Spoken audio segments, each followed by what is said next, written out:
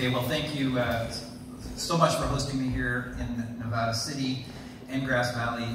So as was sort of alluded to, there's a bit of a connection between where I live and here, because we had hired some of your esteemed co-housing consultants from here in Nevada City to help us build our co-housing community where I now live, and I've lived there for almost 5 years. So there's a little bit of an underground railroad between Nevada City and where I live in Nelson, British Columbia. First thing I need to do is offer a real deep gratitude to your co-op for not just hosting me here, but for sponsoring my book tour. I'm not sure if it got mentioned in any of the communications that went out, but I've been on a book tour since April. I took the summer off, I went back home, but between April and July, 3 months, I was on the road in the eastern US in Ontario. I went to about 55 food co-ops to help release my book. And then this trip I started September 3rd, and I've been traveling from BC all the way to Michigan, where I was as of yesterday, and I flew in from Michigan for your annual gala here, and I'm going back tomorrow to continue my tour, which will eventually bring me back to Grass Valley in November, and you'll get to see my van, which has on my tour van your BriarPatch decal on the back and both sides of the van.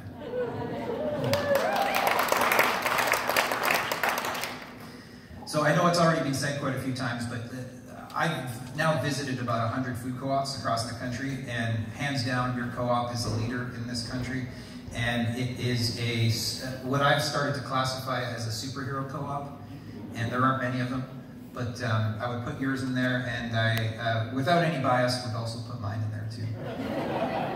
And I am going to get a chance to tell you a bit about my co-op, which of course, in this case, is not going to be visual, which would have happened if we had the power and planned that out. But I'm going to try to do my best to describe my co-op without all the great photos.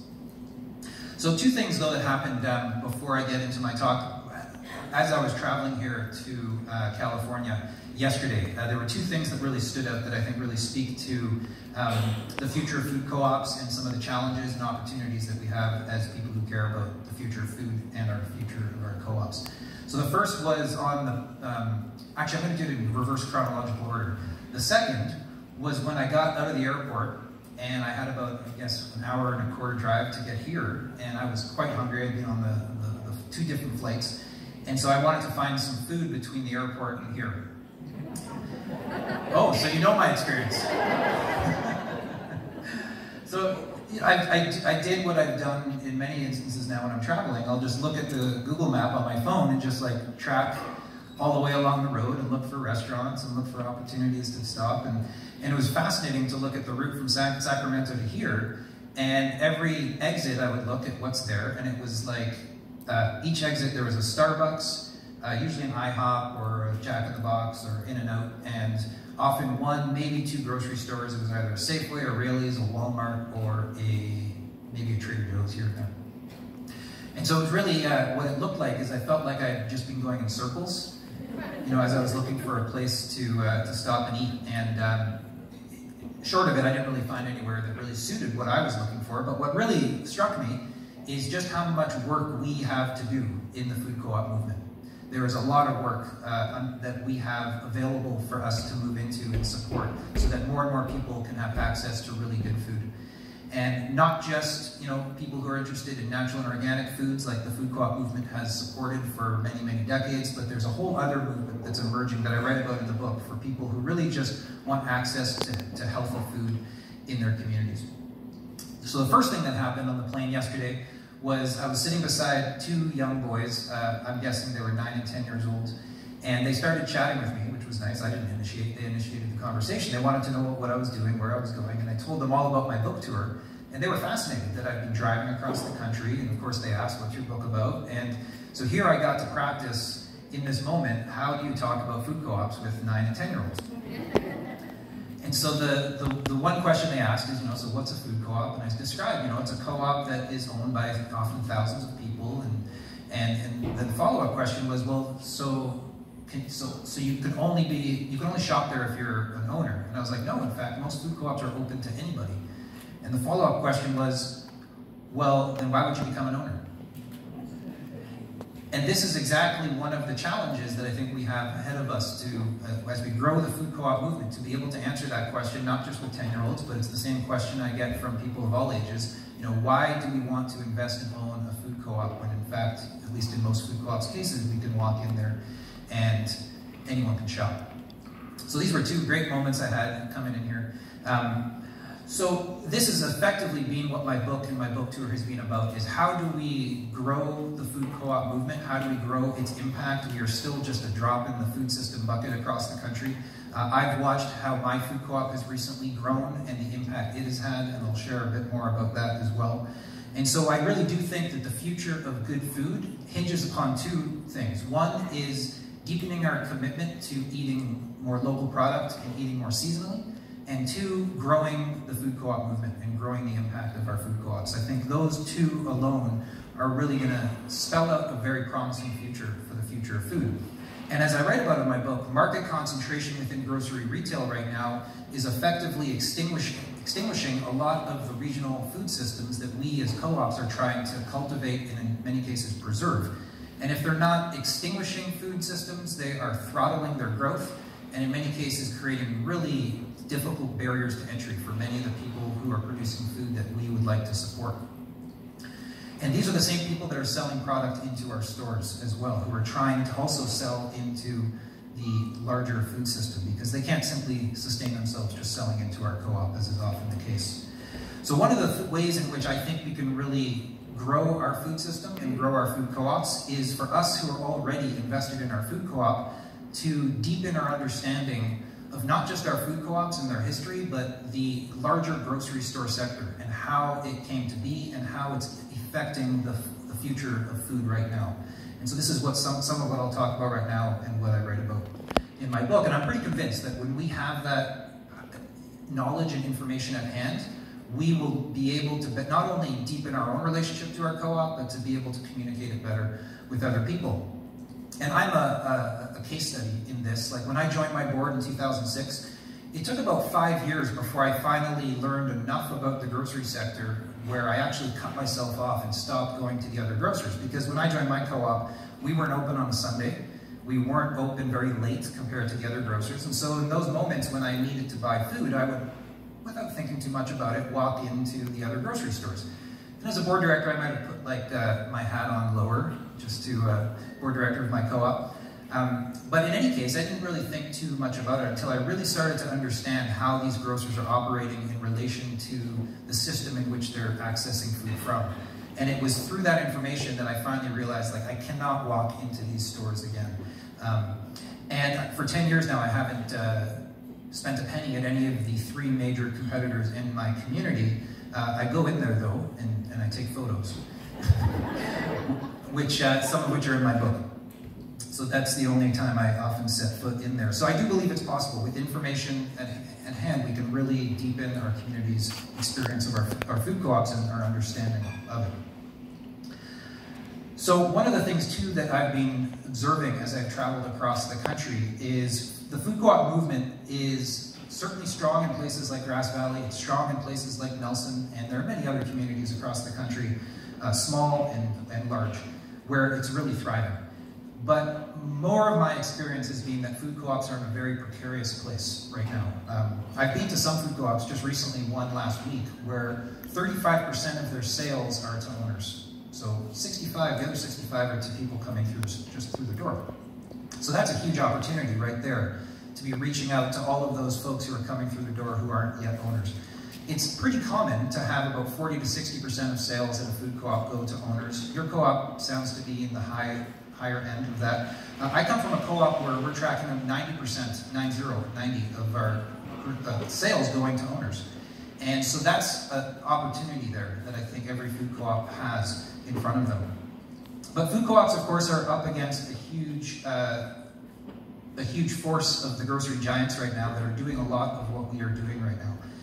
And so, this is part of what I think is a great opportunity for us, is to not just look outside of our co-op, but look within the co-op, look at the people who are shopping in the store, and our own engagement with the co-op as well. And so co-ops like yours and co-ops like mine, I think, have a really important role. I mean, for one, your co-op has sponsored my tour. Many of the other real strong co-ops have also sponsored my tour and are effectively subsidizing my trip to other food co-ops that are in a more difficult place. And the future of your co-op, my co-op, I really think does depend on the future of co-ops across the country as well. And so I think we, as strong co-ops, have a really important responsibility to not just focus on what we're doing, but focus on how what we're doing is going to inform and inspire others. Someone asked me the other day, what's one of the greatest threats to the future of food co-ops? And I very quickly responded with, I think it is a passive food co-op shopper. And what I mean by that is a shopper who just is relating to the store as if it is just like any other grocery store. We walk in there, we have a relationship with the store that's more a question of what will this grocery store do for me?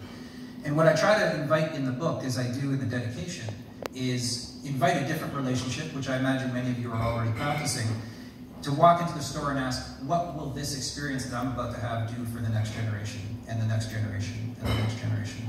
And this, to me, is what will really help support the future of our food co-ops and the impact that we have. So, one of the ways in which I have summarized my book is in the form of a question. So I put this question on the back of my tour van, so anybody who's driving behind me as I'm touring down the road is going to be confronted with this question, which often is because I'm driving quite slowly and they're stuck behind me, and I'm sitting there driving thinking, oh great, they're going to seek a question, they're going to start thinking about, well, in this case the question is, who owns your grocery store? And to me this is one of the most important questions that we can not just be asking ourselves, but engaging each other in conversation, particularly people who aren't yet involved in a food co-op. And what this is a question about is about accountability. Who is our grocery store accountable to? Is our grocery store accountable to a head office in a distant city? Is it accountable to the family or the individual that owns that store or the chain? Or is it accountable to the people who shop at the store? And really a grocery store, as far as I'm concerned, and I imagine all of you are, should be accountable to the people, not just shopping at the store, but the people who are producing food in the region. And in our culture, we really don't appreciate the role of grocery stores. So much so that when I came up with this idea of writing a book, not just about the big grocers, but about food co-ops, I did a quick search to see if anyone's written a book about how grocery stores operate and how that influences how food is produced, how food is grown, how food is distributed. And there isn't one book here in the country that has been written about this. There's a few in the UK, but none here. And this is a shock, but it's also an amazing opportunity. It's an opportunity for us to realize that there is a whole lot more that we can grow into as co-ops as we begin posing this question, who is our grocery store accountable to? Who owns our grocery stores? And grocery stores, I've broken it down into 4 key areas. This is the impact that our grocers have. So we know there's a connection between food and health, thankfully. And in many communities, they are often, if they do have a grocery store, it's one single grocer that is their entry point into food. And that grocer has a tremendous responsibility to make sure that the foods they're offering are the healthiest foods possible. And there is no agency, no public agency, no extension of government that is keeping grocery stores accountable as far as being able to provide their communities with healthy food. And the other 3 areas of impact that grocers have are on the food system. As a grocer, if there's only one or a handful in any one region, or as I'm about to share across the country, they effectively act as a bottleneck and determine how food is produced and the entire system itself. I spent some time here in California, actually, for my television series, investigating the breeding of tomatoes. And the very genetics of the food that we're eating, much of it is informed by the needs of the grocery store sector. So we need a tomato that can travel thousands of miles, certainly to get to where I grew up in Ontario, or even where I live now in British Columbia. We need a tomato that looks perfect on the shelf. And so the very genetics of our food are being informed by the needs of the grocery store sector. The third impact is on the economy. So a grocer can either exist in a community and extract wealth out of that community by virtue of us walking through the door with our grocery dollars. And if it's not located anywhere near where we live, it's extracting wealth, or it's a grocer that's circulating wealth within the community. And then the last is the impact, those choices that the grocer is making on the planet. And we know, of course, there is that connection between climate, ecosystems, and the food that we're eating. So here are these 4 really important areas: health, food system, economy, and environment. And yet again, there is nobody keeping these grocers accountable in how they meet that responsibility. So one of the things I do in the book too, to talk about this question, who owns our grocery stores, to first look at who are the biggest grocers right now here in the country. And this is a way to enter into that conversation. So right now here in the US, there are 5 companies taking in 67% of all of the grocery dollars. One company alone, Walmart, taking in 1/4 of all of the grocery dollars. So that's pretty substantial, but wait for it. In Canada, where I live, there are 5 companies taking in over 80% of our grocery dollars. 2 companies alone taking in over 50% of our grocery dollars. It's quite similar to what's happening in the UK right now, where in the UK they've developed a grocery watchdog because of what's been happening there with the concentration. So, like I mentioned, in Canada we have 2 companies taking in over 50%. One of those, the top company, is Loblaw, based out of Ontario. They have about 30% of the market. And so one of the things that often we can see in any industry that gets as concentrated as it has in Canada's grocery market is we can often see certain behaviors emerge, like collusion. And so sure enough, right now here in the US, the largest chicken processors are all being investigated for price fixing with each other. That started in June. In Canada, our largest grocer, Loblaw, came out in front of the Canadian public in late 2017 and announced that they had been cheating Canadians for the previous 14 years by fixing the price of bread with Sobeys, Metro, Walmart, and Giant Tiger. And so it's now understood that Canadians were spending about $1 more for a loaf of bread than what general food inflation would have dictated. And so people ask, well, why would Loblaw come out and admit this? And one of the reasons is that when you're a whistleblower in a case like this, you often gain immunity in whatever investigation will unfold. And so sure enough, Loblaw will likely walk away without any penalty, with any fine. There is an investigation underway. It's going to take years, and my guess is by the time that investigation is over, most Canadians will likely have forgotten that this even happened. And so I was proven right just this year in May. The Canadian government announced that they would be gifting Loblaw $12 million in the form of an environmental subsidy to help them retrofit refrigeration units in 370 of their stores. So a company cheats Canadians, and as they're being investigated, Canadian taxpayers hand over $12 million. So that's a bit of an aside. I think what's more important here is using this as an example of the risks to our communities, to consumers, when we allow for our grocery market to get as concentrated as it has in Canada, and as it has in the UK, and as it's starting to become here in the US. But what's also really important when we look at who controls the grocery sector, it's important to look at, well, who are the big grocers in our regions, in our cities, because often those numbers can even be more telling and more startling, particularly if what we are trying to do within our co-op is to cultivate more regional food systems. Then we need to look at, well, who is controlling access to the shelves? So I share a number of examples of certain cities and regions in the US in the book. One of the ones I share is Miami, Florida, where in Miami there is one company that controls almost half of the grocery sales in that city. So if you're a coffee roaster or a baker in Miami and you're trying to access the eating public, there is one company controlling half of the access to your potential customers. I've visited a few communities in recent weeks. One was Whitewater, Wisconsin, where there are 15,000 people living in this city and one single grocer in that city. That entire city is at the mercy of a monopoly. The next closest town where people go shopping is about a half-hour away, where there is in fact a food co-op. So yeah, in some cases there are communities at the mercy of a monopoly.